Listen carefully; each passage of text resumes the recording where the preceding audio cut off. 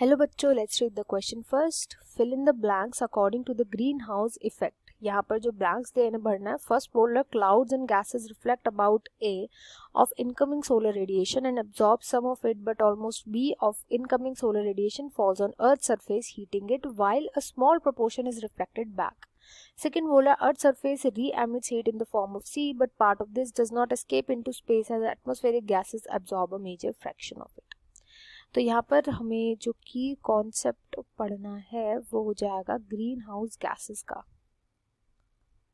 Green house gases ये वो gases होते हैं यूजुअली जो ग्लोबल वार्मिंग में कंट्रीब्यूट कर रही हैं. ग्लोबल वार्मिंग में कंट्रीब्यूट करिए. कैसे कंट्रीब्यूट करिए इसको हम अभी आगे पढ़ेंगे. सबसे पहले फर्स्ट सेंटेंस की बात करते हैं. होता क्या है कि जो हमारे क्लाउड्स एटमॉस्फेयर में प्रेजेंट होते हैं, क्लाउड्स एंड गैसेस, वो जितनी भी रेडिएशन आती है जो सूरज से आती है उनको हम बोलते हैं सोलर रेडिएशन. सोलर रेडिएशन, ये जो सोलर रेडिएशन होती है ये जब हमारी अर्थ पर आ रही होती है तो इसमें से अराउंड 1/4 तो हो जाती है रिफ्लेक्ट. ये हो जाती है रिफ्लेक्ट. 1/4 हो गई रिफ्लेक्ट. कुछ जो होते हैं क्लाउड जिसको एब्जॉर्ब कर लेते हैं. हमने मान लिया 1/4 क्लाउड जो होते हैं वो एब्जॉर्ब कर लेते हैं. बचा हुआ जो हाफ अमाउंट है ये अर्थ पर आ जाती है. अर्थ पर आ जाती है सोलर रेडिएशन.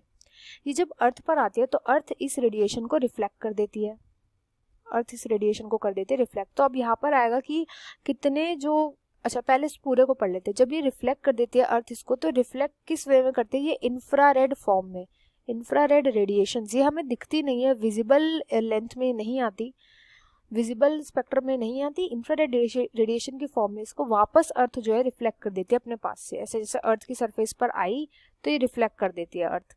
अब होता क्या कि ये जब रिफ्लेक्ट करती है तो ये सारी की सारी जो रेज होती है, ये सोलर रेडिएशन होती है, वो सारी की सारी रिफ्लेक्ट नहीं हो पाती. कुछ सोलर रेडिएशन हमारे एटमॉस्फेयर में प्रेजेंट गैसेस जिनको हम ग्रीन हाउस गैसेस बोलते हैं ये इनको एब्जॉर्ब कर लेती हैं.